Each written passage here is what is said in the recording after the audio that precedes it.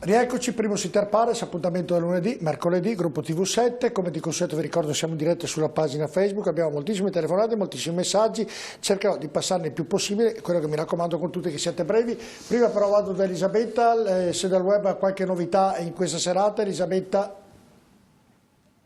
Bella che mostra aggiornata ad oggi, quindi con i dati delle 6:30, il tasso di letalità regione per regione, quindi tasso di letalità che è dato dal percentuale dei deceduti rispetto al totale dei contagiati e come potete vedere la colonna in rosso rappresenta l'Italia, qui il tasso di letalità è del 13,3%. Invece il Veneto è tra le regioni che ha un tasso di letalità più basso, insomma 6,9%, è la quarta regione diciamo come tasso di letalità, appunto 6,9% quando i deceduti sono 1112 e su un totale dei contagiati di 16.000 e passa. Ma perché hai detto l'Italia? Queste invece sono le regioni italiane, giusto? Sì, sono le regioni italiane, okay. Questa rossa è l'Italia e poi ci sono tutte le regioni, la Lombardia 18,5% è quella più elevata, il Veneto invece è la quarta più bassa. Quindi come purtroppo sono tutti deceduti, però purtroppo mi sembra che,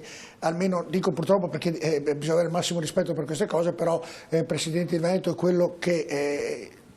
nel male, nel stramale sta meglio degli altri, diciamola così, è brutto a dire, però è così. Telefonata, sentiamo chi abbiamo in linea, pronto, buonasera, con chi parliamo e da dove? Pronto? Sì, sono Barzò, buonasera, io chiamo da Padova. Come si chiama? Barzò Luigino. Luigino, prego. Niente, io ringrazio lei come direttore del lavoro che sta facendo. Ringrazio veramente di cuore la dottoressa, l'assessore Lazzarini per il lavoro che ha fatto del coronavirus. Ringrazio il Presidente, il Governatore e il Presidente Zaia che sono veramente degli angeli, tutti e due, sia l'assessore Lazzarini che il Presidente del Veneto Luca Zaia. Inoltre devo ringraziare tutto il personale, compreso gli infettivi di Padova, perché sono stati veramente degli angeli, sono degli angeli, sia il reparto delle malattie infettive e sia il personale dall'operatore sociosanitario a tutti gli infermieri degli ambulatori delle malattie infettive. Bene, detto questo... Ringrazio veramente di cuore che sono veramente persone eccezionali. Basta, questo voleva fare i ringraziamenti a tutti, insomma credo siano doverosi più che a me, sicuramente all'assessore, sicuramente soprattutto ai medici e alle persone che lavorano in ospedale, perché abbiamo visto anche loro cosa hanno subito da questo coronavirus. Va bene, grazie della telefonata, abbiamo in linea invece, proprio questo lo vediamo anche web, Cristian Ferrari che è segretario generale della CGIL del Veneto. Ho detto giusto, vero Ferrari? L'altra volta si è arrabbiato perché non avevo detto CGIL, avevo detto un altro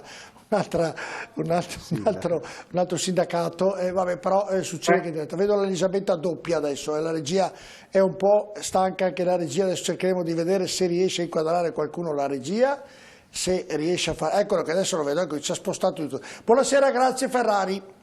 Buonasera Boris. Allora lei ha già visto gli ospiti di questa sera. L'altra volta in particolare l'assessore Lazzarini. In particolare, allora l'altra volta nel collegamento che abbiamo fatto, che era intervenuto anche Variati, che un attimino aveva criticato un po' la regione Veneto, poi c'è stato un botta e risposta con il governatore e poi mi auguro che siano chiariti, perché tra brave persone ci si può anche chiarire, e lei era molto arrabbiato sulle case di riposo e io non le ho dato il permesso per poter concludere, perché in quella serata il tema non erano gli anziani ma era un'altra tematica. E allora vuole concludere il tema delle case di riposo, le do la linea e poi se qualche domanda e qualche richiesta avrà la possibilità di avere la risposta qui in studio. Allora, io penso che nelle case di riposo d'Italia e anche del Veneto si sia consumato uno dei drammi più drammatici di questa pandemia. Potremmo definirla un'emergenza nell'emergenza. I numeri, che anche a seguito della mappatura che è stata fatta dalla Regione Veneto, sono impressionanti. Abbiamo sostanzialmente 2200 contagiati tra gli ospiti, tra i nostri anziani, e abbiamo soprattutto 345 deceduti. Io la definisco un'ecatombe e quindi questo è il punto di partenza. Abbiamo dei casi positivi e penso che Alta Vita IRA, è lì presente in studio, rappresenti davvero un modello. È stata colpita pesantemente, con decine e decine di contagiati tra gli ospiti e gli operatori, sono riusciti ad organizzarsi e hanno oggi, diciamo così, contenuto e superato quella difficoltà e per quanto mi riguarda rappresentano un modello positivo di come si deve lavorare, di come ci si deve organizzare. Dall'altra parte abbiamo dei casi tragicamente emblematici, ne cito uno, la casa di riposo di Merlara. In un mese 29 ospiti morti, la metà, e penso che questo la dica tutta. Devo dire, nel silenzio e nell'inerzia dei tanti e dei più, a Merlara è dovuto intervenire l'esercito italiano, mandato dal governo nazionale, con dottori, infermieri, militari. Questo per dire cosa? Per dire che non possiamo lasciare da sole le strutture e i territori a gestire una cosa che è molto più grande di loro. Una pandemia richiede, e questa è la prima, secondo me, il primo elemento, diciamo così, di metodo e di impostazione. Serve un approccio sistemico con una regia, un coordinamento e un indirizzo regionale forte. Io registro positivamente quello che diceva prima l'assessore Lanzarin, che poi l'ha detto anche ai tavoli con cui ci confrontiamo ogni giorno, ed è sicuramente un passo in avanti che la Regione abbia pienamente assunto una responsabilità, diciamo così, di indirizzo, di governo e di gestione di questa emergenza nell'emergenza. Lo dico perché l'ultima volta, lei lo citava Borile, che ero in trasmissione, non l'assessore Lanzarina, e non voglio fare polemica con l'assessore, ma un altro autorevole esponente della maggioranza in Consiglio regionale sosteneva quasi la non competenza della Regione rispetto a questo problema qui. Non può essere questo. La Regione ha una competenza legislativa di fondo, ha una competenza programmatoria, fa le convenzioni, garantisce dei finanziamenti attraverso le impegnative, eccetera, eccetera, eccetera, e in un'emergenza come questa è evidente che noi dobbiamo fare squadra. Quindi questo è un punto, è un passo in avanti che va assolutamente consolidato, perché non possiamo lasciare sole queste strutture. Nel merito, vado velocissimo, queste, l'assessore lo sa, ne stiamo discutendo anche in questi giorni nel confronto con la Regione, i punti che noi vediamo sono esattamente questi. Primo, serve compensare e rispondere alla grave carenza di organico che hanno queste strutture. È un dato storico ed è un dato che si è appesantito con questo contagio, che ha investito pienamente anche gli stessi operatori. Oggi abbiamo una mancanza di operatori perché? Perché sono contagiati e sono ovviamente in quarantena. Questo è un punto fondamentale. Il secondo, i dispositivi di protezione individuale. Noi dobbiamo trattare le case di riposo in questa emergenza come se fossero dei presidi sanitari a tutti gli effetti. Dobbiamo dotare tutti gli operatori, i medici, gli infermieri delle case di riposo esattamente degli stessi strumenti, degli stessi dispositivi. Ma chi lo deve fare, Ferrari? Chi lo deve fare? Ferrari, chi lo deve fare? Lo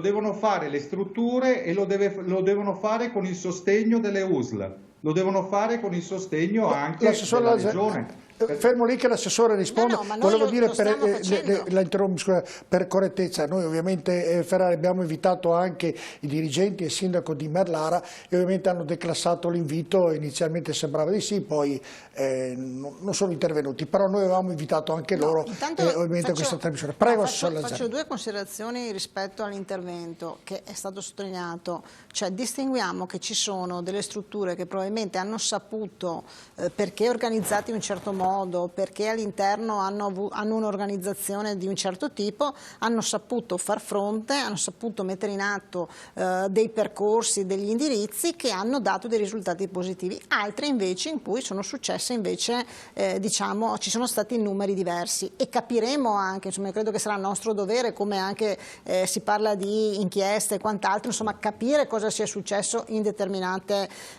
situazioni. Questa è la prima cosa, ma questo proprio per distinguere, perché se oggi il dato che io ho dato oggi è che su 330 strutture ce ne sono 244 che hanno contagio zero, vuol dire che sono stati in grado di far sì che nessuna persona infetta entrasse e contagiasse le altre persone. Quindi diamo atto a questo. Ce ne sono 86 invece. Ma l'ha detto, mi sembra, Ferrari, ce ne sono 86, e quindi già questo, insomma, è un dato che noi per il futuro dovremo tener conto, cioè capire un attimo anche rispetto a questo. Dopodiché nessuno si sottrae alle responsabilità. Rispetto al personale, è una partita che noi conosciamo, non si trovano più OS, ma non si trovavano neanche più prima, lo sappiamo, insomma, perché non era una professione molto appetibile. Oggi ancora meno. Poi sappiamo i nuovi bandi di azienda zero hanno portato via comunque personale che sono andati negli ospedali e quindi hanno svuotato. Ci stavamo un po' diciamo così ingegnando su cosa fare, poi è partita questa epidemia quindi con i contagi, abbiamo cercato di tamponare, ma questa è una situazione secondo me che deve essere presa in mano anche da un punto di vista programmatorio futuro, quindi che deve avere un orizzonte molto più ampio per il futuro, anche secondo me anche con le professionalità che probabilmente forse devono essere anche diverse, insomma, quindi un ragionamento a tutto tondo va fatto. Sui DPI, allora, noi abbiamo iniziato a dare i DPI alle strutture per anziani con la certificazione, quindi che ci dicono noi ci servono tante mascherine chirurgiche, tante FP2, tante FP3, tanti camici eccetera, ormai da 3-4 settimane più o meno, insomma, abbiamo 3 settimane saranno, perché siamo nelle condizioni di poterli dare, perché le prime settimane, insomma, lo sappiamo tutti, c'era la caccia alle mascherine che non le trovavamo, non ce n'erano da nessuna parte. È chiaro che anche qui, io avevo proposto in un collegato il fatto appunto delle aggregazioni tra le strutture, dire strutture aggregatevi insieme, fate la centrale acquisti insieme, la formazione la fate insieme, non rimanete strutture satelliti di questo tipo, ma anche qui sappiamo che privilegia il campanile, c'è quindi la struttura piccolina, voglio fare tutto da solo eccetera. Questa cosa ci insegna che per il futuro probabilmente, per quanto riguarda acquisti, per quanto riguarda formazione, per quanto riguarda insomma situazioni di vario tipo, probabilmente un ragionamento a macro aree va fatto, insomma, quindi credo che siano tutte cose, insomma, che sul piatto ci saranno per il futuro. Però trovare il sindacato, ha capito che è d'accordo, fa i complimenti all'assessore, fa i complimenti al presidente, credo sia anche una cosa positiva, vuol dire che il lavoro il confronto con le sigle sindacali è un confronto sempre stato molto schietto, credo è corretto, per quanto mi riguarda, insomma, penso che Ferrari la pensa allo stesso modo, insomma. No, ma penso che il lavoro che è stato fatto di solito sindacato, un po' protesta invece nel rapporto che ho visto da questa chiacchierata che ha fatto il segretario della CGIL con voi, insomma, vi ha fatto i complimenti sia alla Regione sia anche al Presidente. Questo vuol dire che avete fatto un lavoro buono per salvaguardare la salute degli anziani, o no, Ferrari? Perché sorride? Diciamo che il nostro è un approccio, allora noi è un mese che abbiamo lanciato questo allarme e che abbiamo evidenziato queste, diciamo così, emergenze. Dopodiché, ripeto, io non voglio far polemica in questo momento qui, perché penso che più che guardare indietro dobbiamo guardare avanti, e le lancio un tema che secondo me è fondamentale. Adesso si apre la fase 2. Nella fase 2, cioè quella di una certa prossima ripartenza di cui si sta parlando anche delle attività produttive e sociali, io penso che noi dobbiamo fare di tutto per rafforzare la capacità di reazione della nostra rete delle strutture sanitarie, ospedaliere, territoriali e anche sociosanitarie. Le IPAB in questa prospettiva, le RSA, sono un tassello fondamentale che va presidiato, tutelato subito e in maniera più efficace di quanto si è visto nel corso della prima ondata. Guardate, sinceramente, più che spendersi, diciamo così, per fare i primi della classe, non sto parlando degli ospiti in studio, no, ma insomma chi chiede di riaprire tutto e subito, eccetera, eccetera, eccetera. Quello che io pongo alla Regione è lavorare al di là della sicurezza dentro i posti di lavoro, che è un fattore importante per la fase 2, ma lavorare, diciamo così,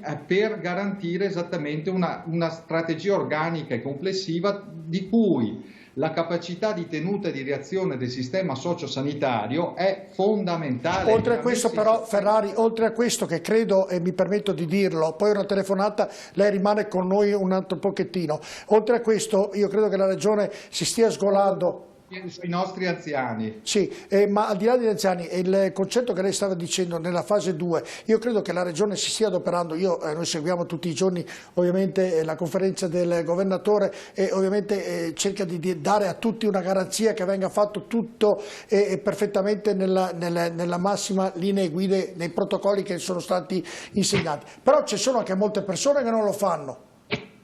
Ferrari, ci sono molte persone che non lo fanno questo, che corrono senza mascherina, che vanno in giro, che disobbediscono. 25.000 imprese che fanno domande di deroga per continuare a produrre nonostante fuori dai codici Ateco, intasando le nostre prefetture. Sì, ci sono molte persone che non si rendono conto dell'emergenza sanitaria che è in corso.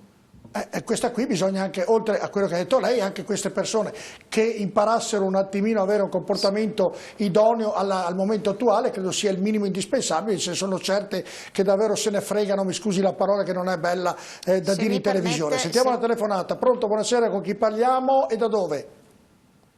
Buonasera. Buonasera, con chi parliamo? Io sono Romy di Treviso. Prego. Niente, volevo dirle questo, intanto mi complimento con la signora Lazzarini, mi ha già esaudito 2 domande importanti e volevo dirle questo, mio marito è stato operato, è uscito molto male dall'intervento, dopo l'ospedale l'hanno passato in casa di riposo, io ho fatto tutte le procedure, 2 mesi assistito giorno e notte, l'ho assistito. Ho fatto tutte le pratiche, le procedure, dopo un anno è stata fuori che obbligatoriamente le ha trovato il procuratore e mi hanno detto di mettermi da parte. È giusto questo? Non ho capito, ha trovato il... Forse l'amministratore di sostegno. Ah, sì. Ho capito.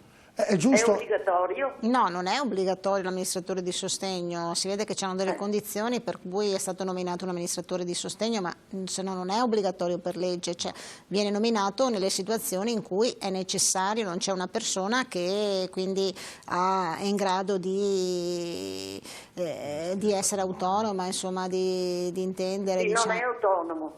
Però non lo so, bisognerebbe capire come mai è stato nominato un amministratore in sostegno e se c'era lei, questo non glielo so dire. Mi hanno detto di mettermi da parte. Sì, ma se non lo sa l'assessore il motivo non può darle nemmeno una risposta, ovviamente il motivo per cui è stato dato ovviamente questo incarico alla persona per seguire il marito, però se l'assessore non sa il motivo appunto... Sì, ma siccome lui in banca aveva solo il suo nome, di conseguenza penso che sia successo questo, che hanno dovuto nominare il procuratore, ma lui ha solo la pensione in banca, non ha nient'altro e per 2 anni hanno fatto sempre bene. Non so cosa rispondere, se non risponde l'assessore io davvero non so, però lei ha detto quello che doveva dire, che adesso casomai domani chiederà all'assessore a chi di competenza le potrà dare una risposta. Grazie alla signora. C'è sempre Ferrari, vero collegato? Sì, no, se posso rispetto a Ferrari, no? Sì. Cioè io mi auguro che da questa cosa, che ne usciremo sicuramente, insomma, anche se sappiamo che è lunga e che abbiamo visto, perché non è un problema veneto quello dell'RSA, delle strutture per anziani, ci sia una presa di posizione nazionale, perché guardate, cioè che gli anziani, le strutture per anziani, le case di riposo, chiamiamole, noi li chiamiamo centro servizi, cioè sono terra di nessuno, cioè a livello nazionale.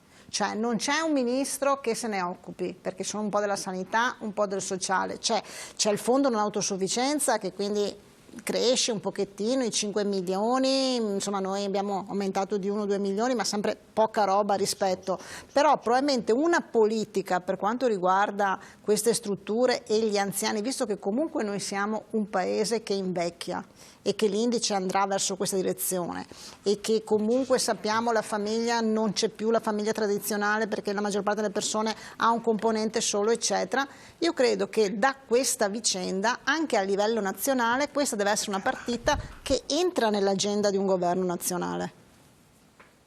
No, avevo parlato con la regia, non stai guardare i gesti che faccio io. Perché mi auguro insomma che sia così. Il Presidente voleva intervenire, vedevo che con la testa... Volevo condividere. Poi vengo Ferrari. Poi c'era anche appunto il nostro ospite.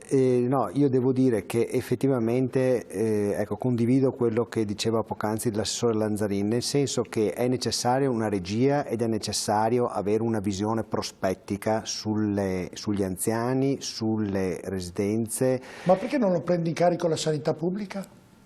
Ma perché è una terra di mezzo, nel senso che ha delle problematiche importanti dal punto di vista sanitario, però è comunque sociale. Noi nella sanità pubblica negli ultimi anni ovviamente i vari governatori, i vari direttori generali hanno valutato ovviamente anche i vari bilanci come giusto sia, però anche per il ragionamento che ho fatto all'inizio l'anziano, per un segno di rispetto, dovrebbe essere curato come un giovane all'interno della sanità nazionale. Altro. La domanda che le faccio: perché non viene fatto questo? No, allora questo ma non è che non viene fatto. Il problema è che sì, però se è il caso che la maggior parte, se lei assessore va in ospedale o in genere a portare il genitore anziano, le dicono non c'è posto, deve portare in una casa di riposo, cioè non c'è mai posto, ha capito? Ma allora, intanto questa cosa qui ci insegnerà che probabilmente anche a livello nazionale ci sarà una filosofia diversa rispetto ai posti letto. Ricordiamo che noi abbiamo metà dei posti letto della Germania, perché comunque a livello nazionale ci dicono che dobbiamo avere tot posti letto per abitante, eccetera. Visto che siamo andati alla ricerca, abbiamo attrezzato terapie intensive, malattie infettive, il famoso DM70 cambierà, io penso, ne sono sicura, alla luce di questo. Però l'ospedale è per gli acuti, per le case gravi. Quando poi l'anziano ha bisogno di un'assistenza continuativa, sociale, eccetera, non è che può rimanere in un reparto di lunga degenza per 3-4 mesi, perché non è neanche da un punto di vista, io credo, umano, quindi deve avere... Mi scusi se è vero quello che lei dice, però se l'anziano non ha la possibilità economica di poterlo fare, lo lasciamo morire. Cioè è vero quello che dice lei, però bisogna mandarlo, non può tenerlo però se uno non ha la possibilità economica, perché una casa di riposo costano oltre 2.000 euro, insomma ha un costo elevato. Però ricordiamoci che nelle strutture per anziani, quando la persona è indigente non può, per obbligo deve intervenire il comune, cioè nel senso è obbligatorio. Sto facendo una domanda io, ma dico deve intervenire il comune, è obbligo. Ecco, c'è da dire che le risorse comunque sono limitate e di conseguenza anche gli anziani non autosufficienti. Se le troppo, allora per questo motivo la sanità nazionale, come diceva Lanzarin, deve prendere in considerazione ma non le risorse che sono limitate. Gli anziani diventano anziani e perciò vanno curati. Se un poro disgraziato di anziano non ha la possibilità economica, lo Stato deve intervenire. Sicuramente c'è il fondo non autosufficienza famoso, deve essere incrementato, non c'è dubbio. Esatto, io condivido quello che dice l'assessore e aggiungerei, anche perché è necessario, che chi lavora nelle residenze per anziani sia pagato adeguatamente, abbia sicuramente delle specializzazioni, delle competenze, ma deve essere anche remunerato. Anche gli infermieri, anche i medici, certo, ma guardi che rispetto all'azienda ospedaliera un nostro dipendente, un nostro infermiere, un nostro medico guadagna sensibilmente meno. Ecco, se arriverà l'autonomia prenderanno di più anche quelli che lavorano nelle aziende ospedaliere. E questo chiaramente è un gap che dobbiamo colmare in qualche modo. Sicuramente, noi avevamo fatto un discorso perché c'erano comunque delle differenziazioni, poi ci sono i pubblici, ci sono quelli delle cooperative, c'è comunque un dumping di un certo tipo, quindi è chiaro che c'è un po' di tutto. E quindi una riconduzione generale va fatta. Ferrari voleva intervenire, ha alzato il braccio, così se vuole intervenire, perché poi con lei parliamo ovviamente dell'anziano, come viene curato o meno. Eccola Ferrari, cosa voleva dire? Ho visto che ha alzato la mano.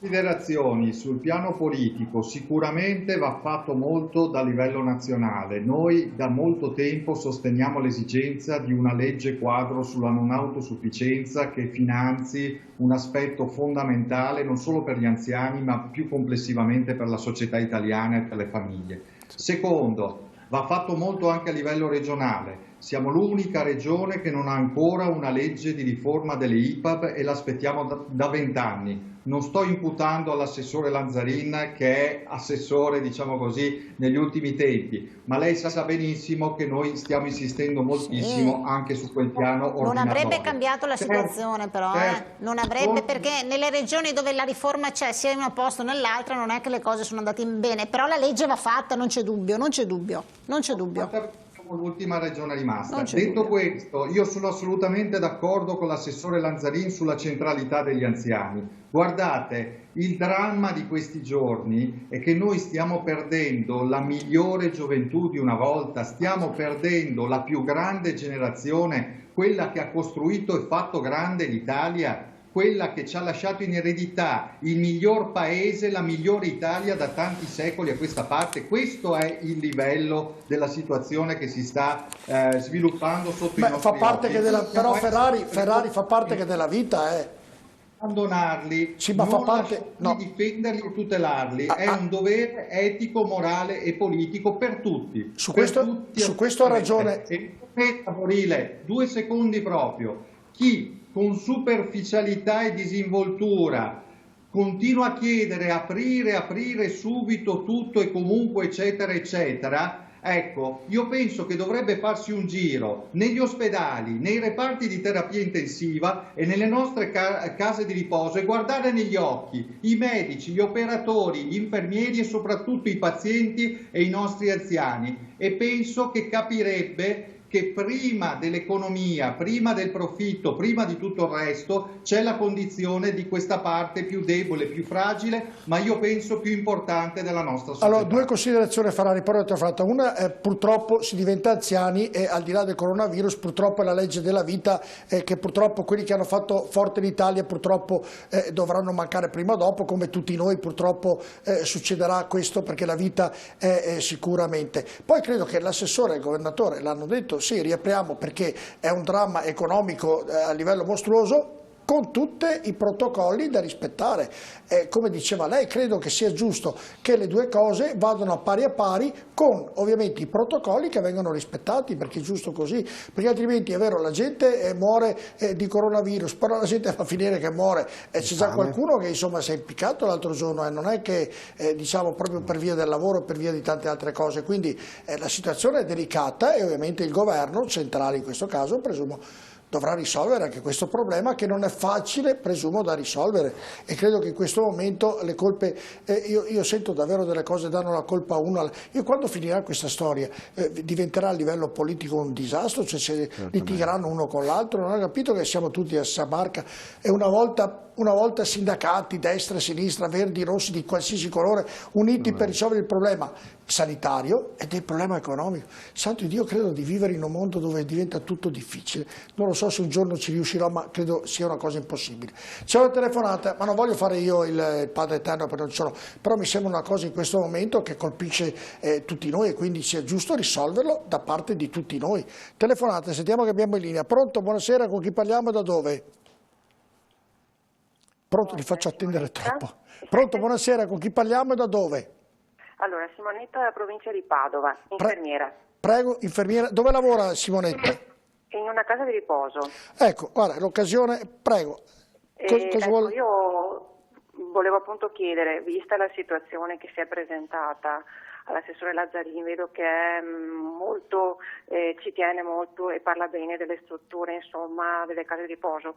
Ci sarà la possibilità di un cambio di standard rispetto al servizio infermieristico, perché questo ci ha fatto capire che gli infermieri sono pochi, l'aspetto sanitario è poco tenuto da conto purtroppo, quindi ci terrei molto che venisse presa in considerazione il numero di standard degli infermieri nelle case di riposo.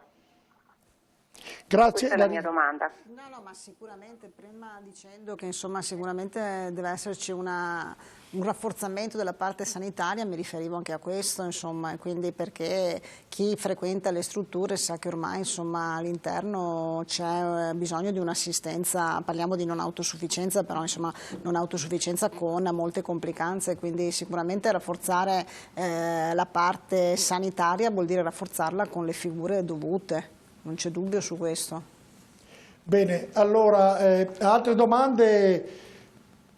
È ancora collegata l'infermiera oppure... No, è uscita. Ferrari rimanga lì perché ho la pubblicità, è fermo lì. Andiamo a leggere i messaggi, pubblicità e poi ancora con ovviamente Ferrari, ovviamente con gli ospiti di studio. Buonasera, siamo felici che in qualche modo si possa ripartire, ma perché nessuno parla di come fare con i nostri figli? Non abbiamo nessun tipo di supporto, chi ci deve pensare? Mercoledì prossimo, lo dico al telespettatore mandato, faremo una puntata per quanto riguarda le scuole e i figli ovviamente e anche i figli per il periodo estivo, quindi seguiteci perché mercoledì parleremo di quello. Andiamo nel messaggio successivo. Di quale figure specialistiche sanitarie ritiene l'assessore sia necessario, ci sia necessità? I medici di medicina generale fanno un corso triennale con diploma regionale. Assessore, vuole rispondere? No, prima io quando mi dicevo, nel senso che io insomma all'inizio del mio mandato, appunto quando ci sono stati i nuovi accordi contrattuali, io avevo portato avanti anche l'idea che all'interno di una struttura per anziani, tipo la figura del geriatra, anche se poi non ce ne sono tantissimi, perché sappiamo che poi il problema ci andiamo a scontrare con professionalità che non ci sono, non sarebbe male, perché sarebbe comunque una figura insomma predisposta all'anziano, a tutti quelli che possono essere... Con la laurea triennale? No, il geriatra no, il geriatra è una laurea quinquennale, quindi una laurea come c'è quella, quindi diversa, ma non è i 3 anni o i 5 anni, cioè è proprio il tipo secondo me di impostazione di figura, che è una figura più dedicata, perché io non voglio sminuire i medici di medicina generale che fanno i 3 anni, però è chiaro che penso che per figure anziane in un'autosufficienza una figura specialistica potrebbe essere più idonea, questa è la mia considerazione, ma non per sminuire i 3 anni perché ci mancherebbe. Andiamo all'altro messaggio, gli altri due. Buonasera assessore Lazzarini, ho la mamma in casa di riposo a Padova e che non vedo dal 22 febbraio, data in cui sono stati vietati gli accessi ai parenti.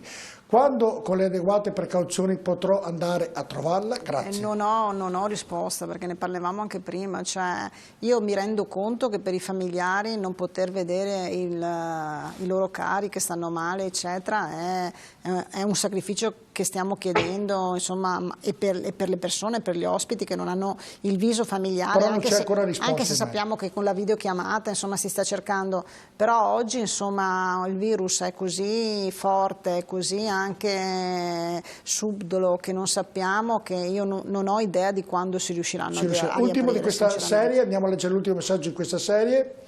Volevo ricordare che di anziani ci sono anche quelli a casa che fortunatamente stanno bene, ma stanno affrontando una situazione difficile perché non possono uscire. Chi fornirà a loro altre mascherine? Una figlia. Noi abbiamo predisposto un gruppo di lavoro specialista, quindi con delle figure professionali sia quindi il psicologo piuttosto che il geriatra, piuttosto che l'infettivologo eccetera, proprio per affrontare il problema delle persone anziane, degli over 70, perché sappiamo che saranno da qua in poi, anche con la riapertura, le persone più a rischio. E quindi come riuscire a proteggerle, come riuscire però a far sì che abbiano una vita sociale, perché noi sentiamo che anche a livello nazionale dicono dovrebbero essere gli ultimi ad uscire, ma chi però è mascherine, è giusto che devono essere accompagnati. No, sulle mascherine, allora voi sapete che noi ne abbiamo fornite 10 milioni, ci sono state regalate, le abbiamo mandate, tutto il resto. È chiaro che se la mascherina diventerà obbligatoria, come si sta parlando a livello nazionale, quindi non a livello di Regione Veneto ma a livello nazionale rispetto alla riapertura, dei ragionamenti sulle mascherine per le fasce più deboli eccetera andranno fatti, però sarà anche il governo rispetto a una posizione che può fare. Io ricordo all'inizio di questa tragedia che le mascherine non servivano a nulla, com'è cambiato il mondo in 2 mesi, non servivano assolutamente a nulla, anzi, vabbè, a tra poco, rimanete con noi.